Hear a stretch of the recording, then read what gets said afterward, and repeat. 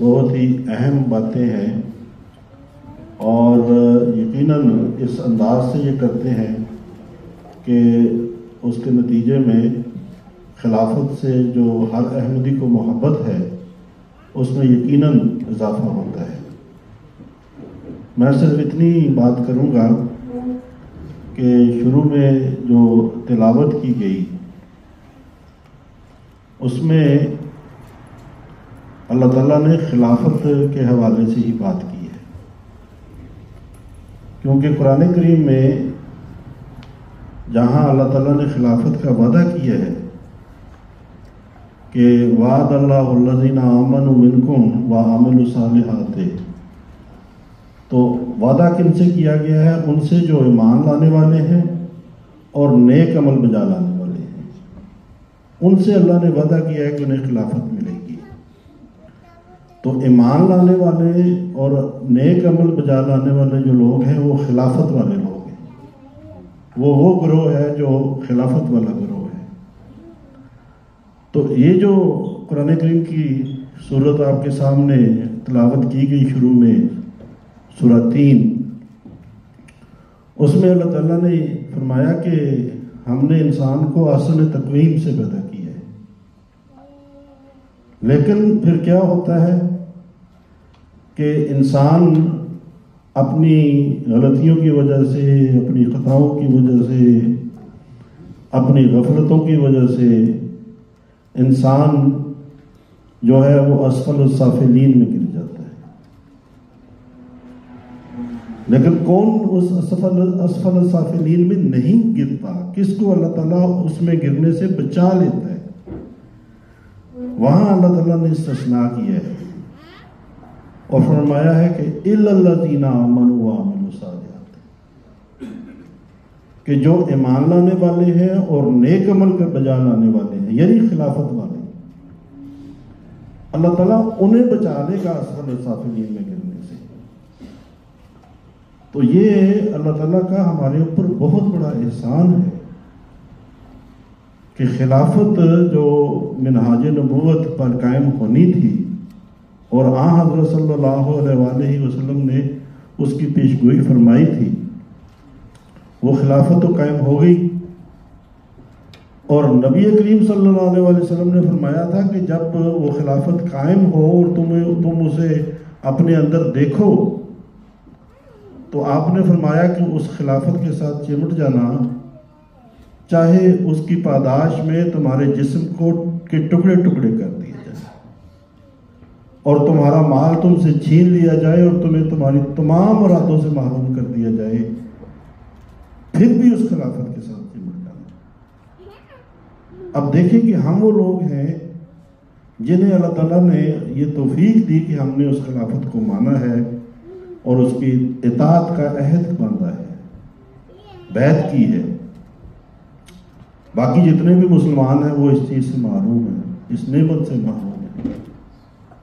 تو اللہ تعالیٰ نے فرمایا کہ جس نے بچانا ہے اپنے آپ کو اسفل السافلین میں گرنے سے، اس کے لیے ضروری ہے کہ وہ خلافت کے ساتھ چمٹ جائے، خلافت کا مطیع ہو جائے، خلافت کے دربار سے اٹھنے والی جو ہر آواز ہے وہ غور سے سنے اور اس کے اوپر لبیک کہے۔ اسی میں ہماری خیر ہے، اور یہی میں سمجھتا ہوں کہ آج کی جو ہماری مجلس تھی جس میں ہم نے یہ باتیں بھی سنی، خلافت کے حوالے سے جو واقعات ہیں جو ہم بڑے غور سے سنتے ہیں کیونکہ ہم خلافت سے محبت کرتے ہیں، اور اپنے پیارے کی جو واقعات ہیں وہ انسان سننے کی خواہش رکھتا ہے، اسے مزہ آتا ہے جب وہ واقعات اس کو سنائے جاتے ہیں۔ تو بڑی عمدہ یہ اللہ تعالیٰ کے فضل کے ساتھ آج کی محفل تھی، اور جس سے نہ صرف یہ کہ جو یہاں بیٹھے ہوئے ہیں انہوں نے حاضر اٹھایا، استفادہ کیا، بلکہ آن لائن بھی یہ جا رہا ہے پروگرام، تو جو آن لائن اس کو سن رہے ہیں وہ بھی محظوظ بھی ہو رہے ہیں، اور یقیناً ان کے اندر اس طرح کی باتیں سن کے روحانی تبدیلی بھی پیدا ہوتی ہے۔ تو اللہ کرے کہ آج اس محفل سے جب ہم اٹھ کے جائیں تو ہمارا جو روحانی معیار ہے وہ پہلے کی نسبت بلند ہو، اور ہم خدا تعالیٰ کے قریب اور خلافت کے مزید قریب ہونے والے ہوں۔ جزاکم اللہ۔ رسپانس آ رہا ہے، مجھے ساتھ ساتھ میلڈنگ میں آ رہی ہے، اور الحمدللہ بہت ہی انہوں نے اسکالرشپ فنڈ میں حصہ بھی لیا ہے۔ میں سب کا تہ دل سے مشکور ممنون ہوں، اللہ تعالیٰ ان سب کو جزا دے۔ بہت بہت شکریہ۔ جماعتی رسید بک انشاءاللہ کروائیں۔ ایک منٹ ہے، آپ نے کچھ میں تو وہاں یہ ذکر ہوا کہ جو ہمارا احمدیہ مشاعرہ ہوتا ہے، یہ جماعت احمدیہ کا مشاعرہ، اس میں شعراء کو عموماً داد کم دی جاتی ہے، اور اس کی وجہ ہمیں سمجھ آتی ہے کہ جب شاعر کے ساتھ جو جناح کیپ پہن کے لوگ بیٹھے ہوں، اور شاعر بھی بعض اوقات جناح کیپ پہن کے بیٹھ جاتا ہے، تو سامنے والے سمجھتے ہیں کہ شاید اجلاس ہو رہا ہے، اور اجلاس خاموشی سے سننا چاہیے۔ ہماری تربیت یہ ہوئی ہے کہ اجلاس خاموشی سے سننا ہے، اور جو خاموشی سے نہیں سنتا اسے یہ ڈر ہوتا ہے کہ کہیں نظم و ضبط والے نہ چپ کروانے کے لیے آ جائیں، تو وہ داد دیتے ہوئے نا پھر ڈرتا ہے کہ کہیں بے ادبی نہ ہو جائے۔ لیکن وہ جو حضرت عیسیٰ کا ہے قول کہ انسان صرف روٹی سے نہیں جیتا،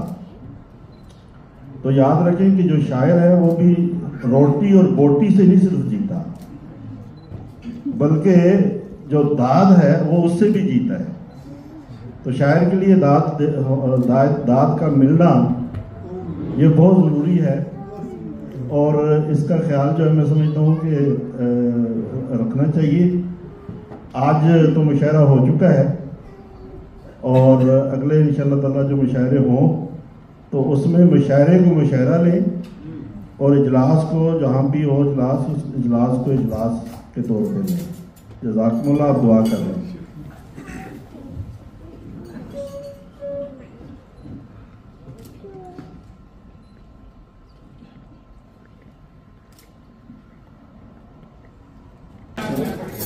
دیار مغرب سے جانے والوں،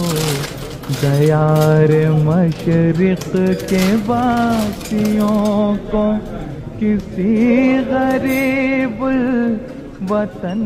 مسافر کی چاہتوں کا سلام کہنا۔ دیار مغرب سے جانے والوں، دیار مشرق کے باسیوں کو، ہمارے شام و سحر کا کیا حال پوچھتے ہو کہ لمحہ لمحہ، ہمارے شام و سحر کا کیا حال پوچھتے ہو کہ لمحہ لمحہ، نصیب ان کا بنا رہے ہیں، نصیب ان کا بنا رہے ہیں، تمہارے ہی صبح و شام کہنا۔ دیار مغرب سے جانے والوں، دیار مشرق کے باسیوں کو، تمہاری خوشیاں جھلک رہی ہیں میرے مقدر کے ذائچے میں، تمہاری خوشیاں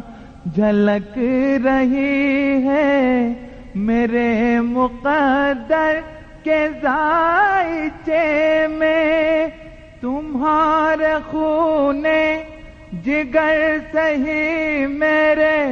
تمہارے خون جگر سہی میرے،